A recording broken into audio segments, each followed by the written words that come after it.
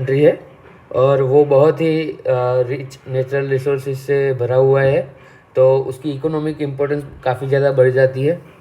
और इसीलिए वो यूएस है, रसिया है और अदर मेजर पावर्स की मतलब ध्यान में रहता है कि अच्छा हमें यहाँ से कुछ ना कुछ निकालना है।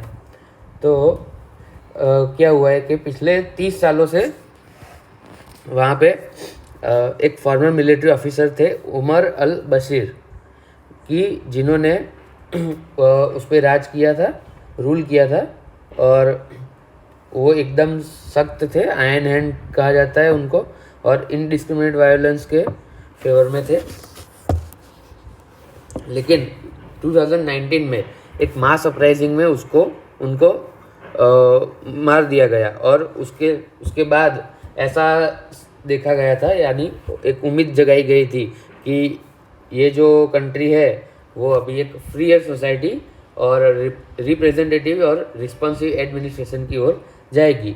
लेकिन हुआ ये कि जो मिस्टर बशीर की मॉन्स्टरस रिजिम थी, उन जो कि 30 सालों से चली आ रही थी, उसने उनके जो रेन होता है, उनका जो कार्यकाल, उनको ही ख़त्म कर दिया था। और उसके बाद उसके 2 साल बाद मिलिट्री ने पूरा हुकूमत ले ली। और फिर उसमें दिक्कत ये हुई कि 2 मिलिट्री जनरल के बीच में पावर स्ट्रगल शुरू है अभी। और उसकी वजह से ही अभी क्या होगा कि सिविल वॉर की मतलब चांस बहुत बढ़ गया है, सिविल वॉर हो जाए ऐसा। और अभी जो न्यूज़ में इसलिए है कि वहाँ पे अंधाधुंध गोलियाँ चल रही है, उसकी जो कैपिटल है खार्तूम, उसमें अंधाधुंध गोलियाँ चल रही है। और दो मिलिट्री जो है वो एक दूसरे की ओर गोलियां चला रही है। तो इंडिया के लिए दिक्कत ये है कि वहाँ ऑलमोस्ट 3,000 इंडियंस काम करते हैं, तो उनकी सेफ्टी और सिक्योरिटी वो इंडिया के लिए काफ़ी इम्पोर्टेंट है। ठीक है, तो और उसमें एक लेफ्टिनेंट जनरल है अब्दुल फतह अल बुरहान, और दूसरे है जिनका नाम है, इनके नाम भी थोड़े लंबे रहते हैं, मिस्टर दागलो। यस। तो इसमें एक रैपिड सपोर्ट फोर्स है जो कि पैरामिलिट्री ग्रुप है, और एक मिलिट्री है, और वो दोनों के बीच में पावर स्ट्रगल हुआ है। और ये जो मिस्टर दागलो है, उनका क्लोज टाइज है किनसे? रशिया की एक प्राइवेट मिलिट्री कंपनी के साथ। और उनका कहना ये है कि आरएसएफ जो रैपिड सिक्योरिटी फोर्स है, उसने पूरा कंट्रोल ले लिया है। और जबकि मिलिट्री का ये कहना है कि ऐसा कुछ हुआ नहीं है, और मतलब सब एक दूसरे के ऊपर इल्ज़ाम लगा रहे हैं।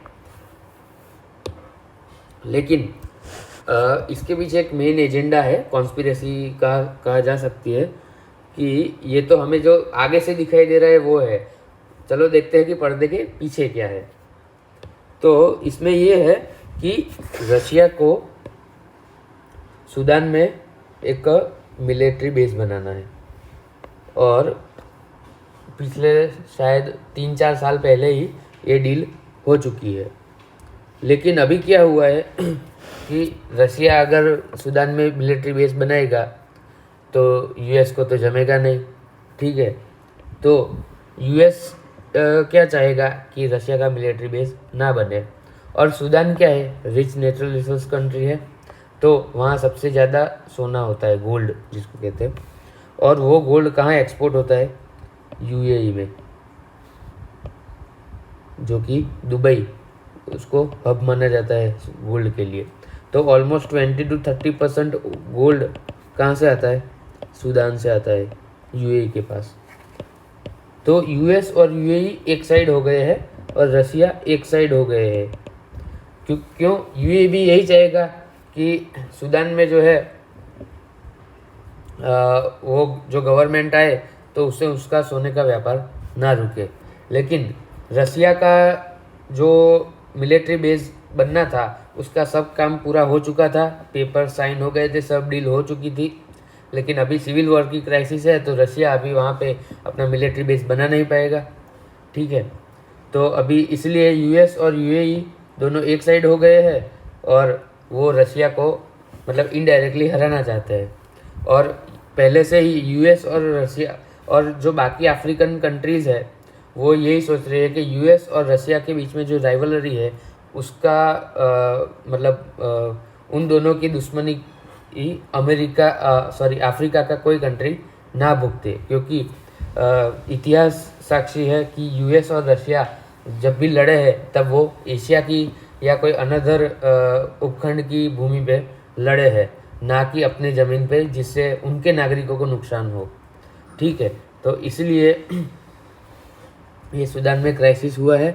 अभी देखने की बात ये है कि इसमें से किसका पलड़ा ज़्यादा भारी रहता है, यूएस या फिर रशिया का, वो तो आने वाला वक्त ही बताएगा। लेकिन इंडिया को इसमें से एक लेसन लेना चाहिए, वो है कि इंडिया को यूएस और रशिया दोनों के साथ ही मैत्रीपूर्ण व्यवहार रखना चाहिए, ताकि उन दोनों के बीच में जो भी लड़ाई हो उसका भुगतान इंडिया को ना होना पड़े। और इसीलिए अभी यूएस और चाइना के बीच में जो राइवलरी है तो उस वो दोनों के बीच में यूएस ने इंडो पैसिफिक जो रीजन है इंडियन ओशन का उसको निशाना बनाया है। और इसलिए ही इंडिया चाहता है कि उसका भी जो स्ट्रेटेजिक इम्पोर्टेंस है वो बना रहे और जो इंडियन ओशन है उसमें रूल बेस्ड ऑर्डर स्थापित हो।